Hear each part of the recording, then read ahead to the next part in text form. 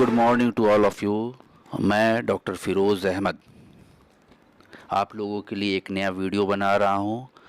ये first time मेरा प्रयास है ताकि आप लोगों को नेट के सिलेबस के अकॉर्डिंग मैं कुछ मटेरियल प्रोवाइड करा सकूं और अकॉर्डिंग टू सिलेबस आप लोगों के लिए मैं मटेरियल दे सकूं और एक बेसिक कॉन्सेप्ट डेवलप कर सकूं।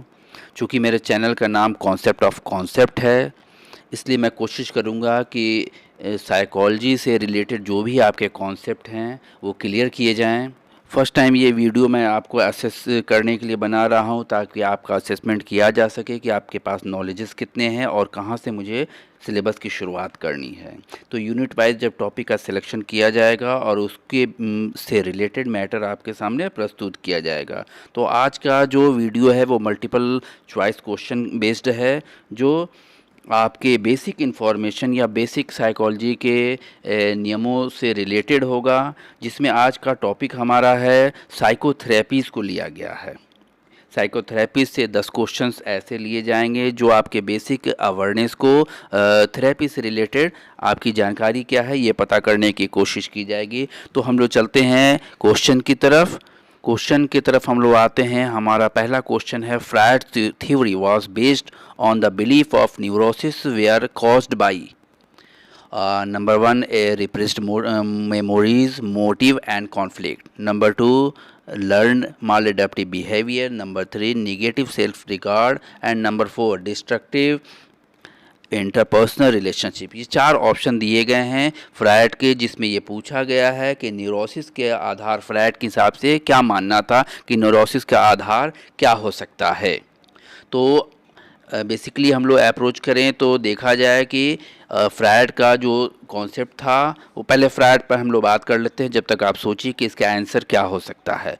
फ्रायड के कॉन्सेप्ट पर अगर हम लोग देखें तो फ्रायड ने अपने 40 साल के क्लिनिकल एक्सपीरियंस के आधार पर साइको एनालिसिस थेरेपी की शुरुआत की। उन्होंने एक पर्सनालिटी की थ्योरी भी प्रतिपादित की। तो उसका जो बेस आधार था उससे रिलेटेड ये क्वेश्चन है कि न्यूरोसिस जो था वो किस चीज़ के ऊपर उनका मानना था, बिलीव करना था कि न्यूरोसिस का जो मुख्य कारण है वो क्या है। तो बेसिकली आपने जज कर लिया होगा, फिर भी मैं बता देता हूँ कि इसका answer A repressed memories, motive and conflict है। थोड़ा सा हम लोग डिस्कशन कर लें कि रिप्रेस्ड मेमोरीज या मोटिव और कॉन्फ्लिक्ट क्या चीज़ें हैं। तो रिप्रेस्ड डिज़ायर या मेमोरीज़ को हम लोग बोलते हैं कि वैसी इच्छाएं जो हमारे डेली लाइफ में फुलफ़िल नहीं हो पाती हैं, जो इमोरल, इलॉजिकल इस तरह की मेमोरीज़ होती हैं जो हम अपनी डेली लाइफ में फुलफ़िल नहीं कर पाते हैं। ऐसी इच्छाएं रिप्रेस्ड हो जाती हैं और अनकॉन्शियस माइंड पर चली जाती हैं। फ्रायड के हिसाब से मोटिव को उन्होंने बताया कि मोटिव के द्वारा ही हम अपने लाइफ में किसी भी एक्टिविटीज़ को कर पाते हैं। उनका मानना था कि ईड, ईगो, सुपर ईगो, ये 3 तरह के डायनेमिक एस्पेक्ट ऑफ माइंड हैं जो व्यक्ति को मोटिवेशन देते हैं और अलग अलग तरह के बिहेवियर को प्रमोट करते हैं। कॉन्फ्लिक्ट का जहाँ तक सवाल है तो कॉन्फ्लिक्ट को बेसिकली हम लोगों ने 4 हिस्से में बांटा है। Approach conflict, approach avoid conflict, avoid conflict और अप्रोच एवॉइड कॉन्फ्लिक्ट। इसका जो दूसरा ऑप्शन था लर्न मालेडप्टिव बिहेवियर, बेसिकली ये बिहेवियर थेरेपी से या थ्योरी से रिलेटेड है, जिसमें व्यक्ति मालेडप्टिव बिहेवियर को सीखता है। जो व्यवहारवादियों ने अपना अप्रोच रखा था कि जितने भी बिहेवियर हैं वो सीखे गए होते हैं, तो उस पर ये फोकस करता है। फ्रायड की थ्योरी में कोई भी ऐसी चीज़ जो इनेट नहीं है, लर्निंग बिहेवियर है, वो नहीं बताई गई है, बल्कि वो इनेट बिहेवियर पर बात करती है कि हमारा जो थैनाटोस और इरोस है वो सब बेसिकली इंस्टिंक्ट में शामिल किया गया है। निगेटिव सेल्फ रिगार्ड जो इसका तीसरा ऑप्शन है, ये बेसिकली रोजर्स के कॉन्सेप्ट से रिलेटेड है। और चौथा जो है डिस्ट्रक्टिव इंटरपर्सनल रिलेशनशिप, ये सुलिवन के कॉन्सेप्ट से रिलेटेड है। Okay, it is a clear first question. Okay, हमारा दूसरा क्वेश्चन है, Freud considered the distinction between manifest content and latent content essential for किस चीज़ के लिए मैनिफेस्ट कंटेंट और लेटेस्ट कॉन्सेप्ट के बीच में अंतर किया जा सकता है, वो किस चीज़ के लिए उन्होंने माना इसको। तो बेसिकली आप थोड़ा सा ध्यान दें तो फ्रायड के साइकोएनालिसिस थेरेपी या साइकोडायनेमिक थेरेपी में 5 स्टेजेस बताए गए हैं। उस 5 स्टेजेस में 4 स्टेजेस यहाँ दिए गए हैं ऑप्शन में, उसमें से एक का आपको सिलेक्शन करना है। Free association, dream analysis, resistance और ट्रांसफेरेंस। तो आई होप कि आपने सिलेक्शन कर लिया होगा कि इसका आंसर क्या है, बट मैं बता दूं कि इसका आंसर जो है वो ड्रीम एनालिसिस है। Free association first stage, second stage resistance, third stage dream analysis, fourth stage transference, पांचवा जो था वो टर्मिनेशन, जो लास्ट स्टेज था। तो ये 5 स्टेजेस बताए गए हैं। ड्रीम एनालिसिस में बेसिकली मैनिफेस्ट कंटेंट और लेटेंट कंटेंट के बीच में डिफरेंस किया जाता है, या कहा जाए कि फ्रायड ने जो कॉन्सेप्ट दिया था उसमें उन्होंने बताया कि कैसे लेटेंट कंटेंट जो है वो मैनिफेस्ट कंटेंट में बदल जाता है। हम ड्रीम में जो चीज़ें देखते हैं वो एक्चुअली तौर पे नहीं देखते हैं, बल्कि वो ड्रीम के रूप को बदलकर वो सामने प्रस्तुत होता है। इसके लिए फ्रायड ने बहुत सारे कॉन्सेप्ट को लाया था कि ड्रीम में चेंजेस मैनिफेस्ट कंटेंट और लेटेंट कंटेंट के बीच जो चेंजेस होते हैं वो कैसे होते हैं। तो उन्होंने सिम्बोलाइजेशन की बात की, कंडेंसेशन की बात की, ड्रामेटाइजेशन की बात की। इस तरह से उन्होंने कई चीज़ों को कॉन्सेप्ट में दिया था। तो it is a clear second question कि हमारा ड्रीम एनालिसिस जो ही है जो मैनिफेस्ट कंटेंट को जो लेटेंट कंटेंट को मैनिफेस्ट कंटेंट में बदलता है। लेटेंट कंटेंट हम लोग उस चीज़ों को बोलते हैं जो छिपी हुई चीज़ होती है, और जो व्यक्त विषय है जिसको हम व्यक्त करते हैं वो हमारा मैनिफेस्ट कंटेंट है। तो ड्रीम के जो पार्ट हमारे व्यक्त होते हैं वो मैनिफेस्ट कंटेंट कहलाते हैं, और जो चीज़ें उसके अर्थ या मीनिंग जो छुपी हुई होती है वो लेटेंट कंटेंट कहलाता है। तो इट इज़ ए क्लियर। तो नेक्स्ट क्वेश्चन की तरफ चलते हैं। हम लोग का तीसरा क्वेश्चन है, in psychoanalysis patient avoid talking about certain subjects, this is called. क्या कहते हैं जब साइकोथेरेपी में, साइको एनालिसिस में पेशेंट जो है कुछ चीज़ों पर बात करना नहीं चाहता है या वहाँ पर वो रुक जाता है। तो इसके लिए आपके पास 4 ऑप्शंस दिए गए हैं। पहला है अवॉइडेंस, दूसरा है ट्रांसफेरेंस, तीसरा है एनालिसिस और चौथा है रेजिस्टेंस। तो आपको थोड़ा सा सोचिए। तो 5 स्टेज मैंने बताए थे जिसमें अवॉइडेंस नहीं था साइकोथेरेपी में। साइको एनालिसिस केस में आपका अवॉइडेंस नहीं था, एनालिसिस तो था, ड्रीम एनालिसिस करके था। तो आपको सोचना है कि अवॉइडेंस तो पहले ही छट जाता है। तो बचे आपके पास 3 ऑप्शन। 3 ऑप्शन में आपका जो सेकंड स्टेज था वो था रेजिस्टेंस। तो रेजिस्टेंस इसका सही आंसर होगा। नेक्स्ट क्वेश्चन की तरफ हम लोग चलें। तो हमारा चौथा क्वेश्चन है, in psychoanalysis an emotional attachment to the therapist that symbolically represent other importance relationship is called. In psychoanalysis में पूछा गया है कि इमोशनल अटैचमेंट जो कि थेरेपिस्ट के साथ जुड़ जाता है उसको सिंबॉलिकली रिप्रेजेंट हम जो करते हैं उसको किस नाम से जाना जाता है या उसको क्या कहा जाता है। तो इसमें भी 4 ऑप्शन दिए गए हैं, रेजिस्टेंस, ट्रांसफेरेंस, आइडेंटिफिकेशन और एम्पैथी। तो इस पर हम लोग चर्चा कर ले। जब तक आप सोचिए कि ये चारों चीज़ें क्या क्या हैं। सबके अलग अलग कॉन्सेप्ट हैं। एम्पैथी, अगर आप सोचे एम्पैथी, शायद सिंपैथी आपने सुना हो, लेकिन एम्पैथी एक नया वर्ड है साइकोलॉजी में जिसमें हम लोग बात करते हैं। सिंपैथी में सहानुभूति, हम दूसरे के प्रति सहानुभूति दिखलाते हैं, सिंपैथी दर्शाते हैं। जबकि एम्पैथी एक ऐसा कंडीशन होता है जिसमें हम दूसरे के फीलिंग को फील करते हैं। तो अब बात करें हम लोग दूसरे ऑप्शन की, तो जो आइडेंटिफिकेशन है, आइडेंटिफिकेशन बेसिकली मुझे हॉरर के बुक में पढ़ने को मिला था जिसमें बच्चा जो है आइडेंटिफाई करता है अपने को एज ए बड़े के रूप में, अपनी पहचान स्थापित करता है, वो कॉपी करता है अपने बड़ों का और अपने आप को आइडेंटिफाई करता है एज ए एडल्ट के रूप में। और तीसरा ट्रांसफेरेंस है और चौथा रेजिस्टेंस है। तो रेजिस्टेंस की बात हम लोग कर चुके हैं पिछले क्वेश्चन में, जिसमें बात की गई थी कि रेजिस्टेंस में जब ऐसी इच्छाएं जहां पर पेशेंट जो है अपने विचारों की अभिव्यक्ति नहीं करना चाहता है तो वो चुप हो जाता है, तो उसको रेजिस्टेंस कहा गया। तो आपका ये ऑप्शन जो ट्रांसफेरेंस है वो करेक्ट आंसर है आपका, जिसमें बात की गई है पॉजिटिव रिगार्ड और निगेटिव रिगार्ड की।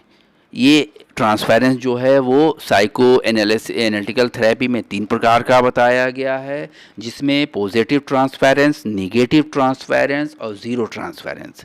ये बड़ा ही क्रिटिकल इशू होता है जब थेरेपिस्ट और क्लाइंट के बीच के रिलेशंस में थेरेपिस्ट जो है वो पॉजिटिव, थेरेपिस्ट का झुकाव पेशेंट की तरफ पॉजिटिवली हो जाता है या वो इमोशनली अटैच्ड हो जाता है, तो इसको पॉजिटिव ट्रांसफेरेंस बोलते हैं। कभी कभी साइकोथेरेपी में देखा गया है, साइकोएनालिटिकल थेरेपी में ऐसा भी देखा गया है कि पेशेंट जो है अपने थेरेपिस्ट के प्रति एक निगेटिव एटीट्यूड को डेवलप कर लेता है। उसे लगता है कि मैंने सेशन के दौरान बहुत सारी चीज़ें ऐसी बता दी जो मेरे लिए घातक सिद्ध हो सकती हैं, तो वो थेरेपिस्ट के लिए एक निगेटिव ड्राइव डेवलप कर लेता है। तो इसको निगेटिव ट्रांसफ़र के रूप में देखा गया है, ट्रांसफेरेंस के रूप में देखा गया है। जबकि ज़ीरो ट्रांसफेरेंस में पेशेंट और क्लाइंट का दोनों का एक दूसरे पर कोई इम्पैक्ट नहीं पड़ता है या वो इमोशनली एक दूसरे के साथ इंटेंगल नहीं हो पाते हैं। तो ये एक ऐसी चीज़ थी जिसमें ट्रांसफेरेंस की बात कही गई। फ्रायड का यह मानना था कि पॉजिटिव ट्रांसफेरेंस अगर होता है तो ऐसे चिकित्सक को अपनी चिकित्सा पहले करवा लेनी चाहिए। Okay, clear. तो हम लोग नेक्स्ट क्वेश्चन की तरफ आते हैं। 5वां क्वेश्चन हमारा जो है वो कहता है कि a form of therapy, therapy का एक ऐसा प्रकार that encourage one to become aware of emotion in the here and now and to rebuild thinking, feeling and acting into connected wholeness is. तो ये एक ऐसी थेरेपी की बात कही जा रही है, थेरेपी का एक ऐसा प्रकार बताया जा रहा है जिसमें थिंकिंग, फीलिंग और क्रिया जो है, एक्शन जो है वो होलनेस के रूप में लिया गया हो और जिसमें व्यक्ति अपने इमोशंस से अवेयर हो, और इसको हियर एंड नाउ के नाम से संबोधित किया गया। और ये किस थेरेपी में इसकी चर्चा की गई है। तो 4 थेरेपी के आपके सामने नाम दिए गए हैं। पहला ऑप्शन है आपका एक्जिस्टेंशियल थेरेपी, दूसरा है गेस्टाल्ट थेरेपी, तीसरा है टीए ट्रांसैक्शनल एनालिसिस और चौथा है नॉन डायरेक्टिव थेरेपी। तो आप सोचिए, थोड़ा सा अपने माइंड पर प्रेशर दीजिए और डिसाइड कीजिए कि ये इसका आंसर क्या होगा। फिर हम लोग डिस्कस करते हैं।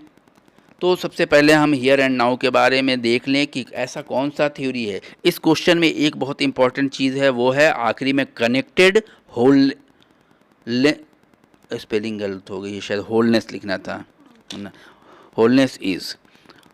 तो होलनेस एक ऐसा टर्म यहाँ यूज़ किया गया है जो बेसिकली गेस्टाल्टवादियों ने यूज़ किया था अपने परसेप्शन के सिद्धांत में।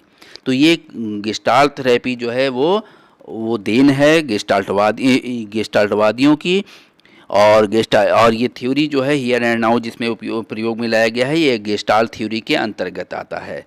गेस्टाल्ट थ्योरी का प्रतिपादन फ्रेडरिक एस पियर्स ने किया था, जो कि जर्मन के रहने वाले थे। 1940 में इस थेरेपी की शुरुआत की गई थी।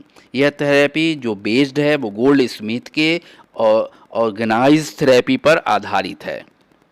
इस थेरेपी में व्यक्ति के इमोशंस को बताया गया और कहा इमोशंस को बताया गया और ये बताया गया कि थिंकिंग, फीलिंग और एक्टिंग जो है वो सब एक साथ जुड़े हुए होते हैं। नॉन डायरेक्टेड थेरेपी के बारे में हम लोग बात कर लें। रोजर्स की ये थेरेपी, जिसको क्लाइंट सेंटर्ड थेरेपी भी के नाम से भी जाना जाता है, आगे शायद हम लोग को नेक्स्ट आगे क्वेश्चन मिले जिसमें इसकी चर्चा होगी। एक्जिस्टेंशियल थेरेपी जो है, इसके बारे में भी हम लोग थोड़ा जान लें कि ये जो थेरेपी है वो सोरेन 1950 ने इसको लाया था। हालांकि फादर ऑफ एक्जिस्टेंशियल थेरेपी को के रूप में रोलोमे का नाम सबसे ज़्यादा उभर कर सामने आता है। रोलोमे को ही फादर ऑफ एक्जिस्टेंशियल साइकोलॉजी माना जाता है। ओके, नेक्स्ट क्वेश्चन की तरफ चलें। एक अच्छा क्वेश्चन है बहुत ही, जो थोड़ा सा लेटेस्ट भी है। तो according to Aaron Beck, Beck का नाम बेसिकली हम लोगों ने कई जगह पढ़ा है, जो कि डिप्रेशन से रिलेटेड स्टडीज़ में किया गया है, डिप्रेशन के ट्रीटमेंट से रिलेटेड स्टडीज़ में किया गया है। तो निगेटिव डैश अंडरलाइन डिप्रेशन, हाँ क्वेश्चन भी वही है कि अंडरलाइन डिप्रेशन। तो इसके लिए आपको 4 ऑप्शन दिए गए हैं। अनकॉन्शियस मोटिव कि डिप्रेशन के लिए आप का जो बेस चीज़ माना गया है वो क्या है, अनकॉन्शियस मोटिव है, अनरियलिस्टिक गोल है, इरेशनल फियर है, या सेल्फ डिफेटिंग थॉट है। तो ये 4 ऑप्शन में हम लोग बात करें अगर कि बेक ने जो थेरेपी किया था, वो शायद आपको ध्यान हो कि बेक की थेरेपी जो थी कॉग्निटिव बिहेवियर थेरेपी थी, सीबीटी। तो इसमें हम लोग बात कर सकते हैं कि सीबीटी में जो थेरेपी थी उसमें किन चीज़ों पर फोकस दिया गया है। हालांकि इसका पहला ऑप्शन है अनकॉन्शियस मोटिव। तो अनकॉन्शियस मोटिव की बात फ्रायड ने की थी, जो कि साइको एनालिसिस में की थी। अनरियलिस्टिक गोल जो है, और इरेशनल फियर जो है वो एंजाइटी में इसकी चर्चा की गई है। और सेल्फ डिफेटिंग थॉट जो है इसका सही आंसर होगा, जो कि यह बताता है कि बेक के द्वारा। तो इट इज़ अ क्लियर कि अंडरलाइंग डिप्रेशन में या निगेटिव इसमें बेक के द्वारा जो कॉन्सेप्ट लाया गया वो था सेल्फ डिफिएटिंग थॉट, जिसमें व्यक्ति अपने आप को हारा हुआ मानता है, और यही एक बहुत बड़ी वजह होती है जो व्यक्ति के डिप्रेशन को उत्पन्न करने में सहायक होती है। नेक्स्ट क्वेश्चन की तरफ मूव करते हैं। क्वेश्चन नंबर 7 जो कि पूछता है कि a psychoanalyst who believe in the theory of Freud would see psychotherapy as। इनका कहना है कि साइकोएनालिस्ट जो बिलीव करता है फ्रायड की थ्योरी में, वो क्या उसको साइकोपैथोलॉजी को किस रूप में देखता है, बर्थ ट्रॉमा के रूप में, रिप्रेस्ड सेक्सुअलिटी एंड एग्रेशन के रूप में, बिजार ड्रीम्स के रूप में, या इमेच्योर पर्सनल रिलेशन के रूप में।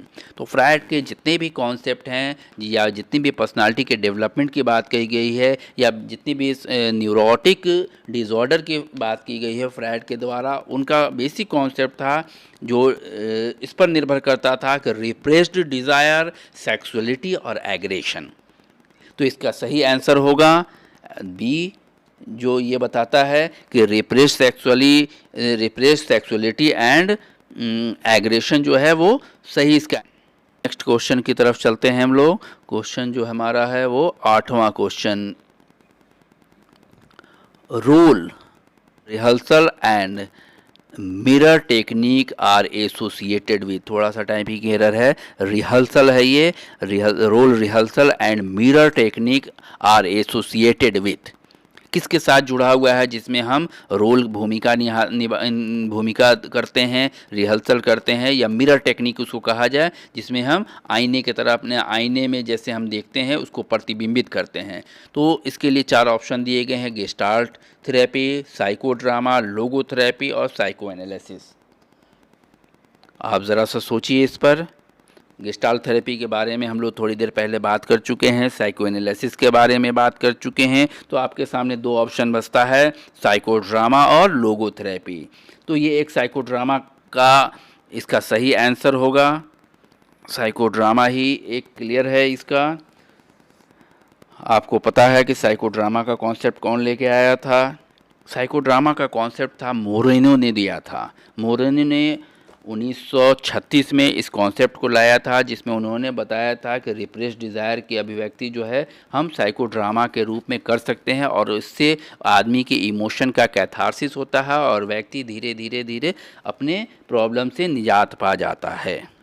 चलिए हम लोग 9वें क्वेश्चन की तरफ आते हैं। इन रेशनल इमोटिव थेरेपी RET की बात करें तो कहा जाता है कि इन रेशनल इमोटिव थेरेपी में बोला जाता है, देखिए क्या कि पहला ऑप्शन दिया है, a client are encourage to take responsibility for their own choices. दूसरा इसका ऑप्शन है, client learn to challenges irrational belief.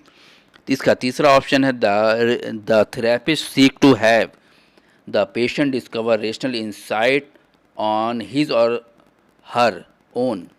और चौथा इसका ऑप्शन है, irrational element of the unconscious are made to confirm to reality. तो आप डिसाइड कीजिए कि इसका आंसर कौन सा होगा। रेट, रेशनल इमोटिव थेरेपी, जिसको हम लोग जानते हैं, इसको REBT भी कहते हैं, रेशनल इमोटिव बिहेवियर थेरेपी।